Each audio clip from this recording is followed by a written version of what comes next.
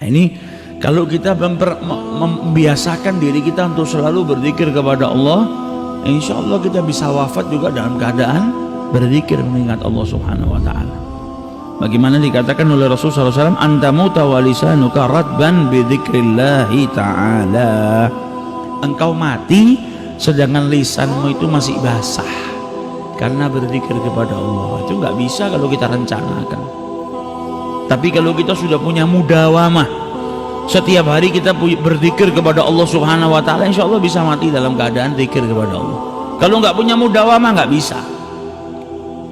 Sampai diceritakan kisah nyata belum lama, ada orang tua itu kalau sholat di masjid di shaf pertama, setiap sholat dia di shaf pertama, sampai pada suatu hari selesai dari sholat baru salam, assalamualaikum warahmatullah, assalamualaikum warahmatullah. Ini orang tua yang biasa di shaf pertama tiba-tiba maju ke depan ke tempatnya imam, duduk di depan imamnya, lututnya nempel dengan lututnya imam, sedangkan imam ini bisa berzikir setelah sholat belum selesai. Ini orang tua tanya kayak orang gesusu, jadi tergesa-gesa. Ini orang tanya, ya imam, wahai imam, ajarkan aku sesuatu yang bermanfaat yang bisa nanti masukkan aku ke dalam surganya Allah Subhanahu wa ta'ala. Ajarkan aku apapun itu, sesuatu yang bermanfaat. Maka sang imam bingung, dia masih belum selesai berzikir kepada Allah. Ini orang tua ini tanya terus, ajarkan aku sesuatu. Maka sama imamnya dijawab, qala Nabi sallallahu alaihi wasallam, Nabi sallallahu alaihi wasallam bersabda, kalimatan, ada dua kalimat, habibatan ilar rahman, sangat dicintai oleh yang maha pengasih lagi maha penyayang, khafifatan ala lisan, ringan diucapkan di lisan itu, thaqilatani fil mizan, akan tetapi kedua kalimat ini sangat berat di timbangannya Allah Subhanahu wa ta'ala. Subhanallah wa bihamdihi, subhanallahil azim. Kata orang tua tadi, ulang lagi, saya belum hafal. Diulang sama imam. Qala Nabi sallallahu alaihi wasallam, kalimatan habibatan ilar rahman, khafifatan 'alal lisan, thaqilatan fil mizan, subhanallah wa bihamdihi, subhanallahil azim. Ulang lagi, saya belum hafal. Diulang sama imamnya beberapa kali sampai akhirnya sudah, saya sudah hafal. Mulai detik itu ucapannya Nabi Muhammad dibawa sama dia kemanapun, dimanapun dia berada, berjumpa dengan siapapun. Ada pernikahan dia ketemu orang, qala Nabi sallallahu alaihi wasallam, mengingatkan orang, ada dua kalimat dicintai sama Allah, ringan di lisan tapi berat di timbangan, subhanallah wa bihamdi, subhanallahil azim.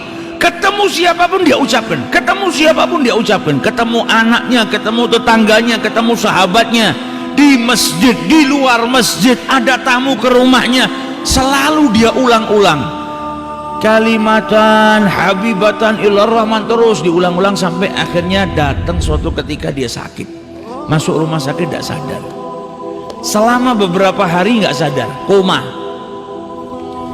Sampai ketika keluarganya semua berkumpul, di saat dia dalam keadaan kritis, tiba-tiba yang sudah beberapa hari nggak buka matanya, tiba-tiba lelaki tua tadi membuka matanya. Maka keluarganya bahagia, nunggu ayahnya sudah koma dalam keadaan tidak sadar beberapa hari, tiba-tiba buka matanya. Dokternya pun gembira. Ketika dokternya hendak memeriksa, si pasien tua tadi dipegang sama yang tua tadi. Yang tua tadi memegang dalam keadaan kedua matanya terbuka sambil berkata, ya dokter, wahai dokter, Nabi sallallahu alaihi wasallam bersabda kalimatan, dua kalimat dicintai sama Allah, ringan di lisan ketika diucapkan namun berat di timbangannya Allah Subhanahu wa ta'ala, subhanallahi wa bihamdihi, subhanallahil azim. Ketika itu meninggal dunia, meninggal dalam keadaan mengucap subhanallah wa bihamdihi, subhanallahil azim, mata ala husnil khatimah. Nah ini kalau sudah dibiasakan, terbiasa. Kalau kita di setiap waktu senggang istighfar, waktu senggang sholawat, ya apa yang kita biasakan itu insya Allah kita wafat dalam keadaan mengucap itu.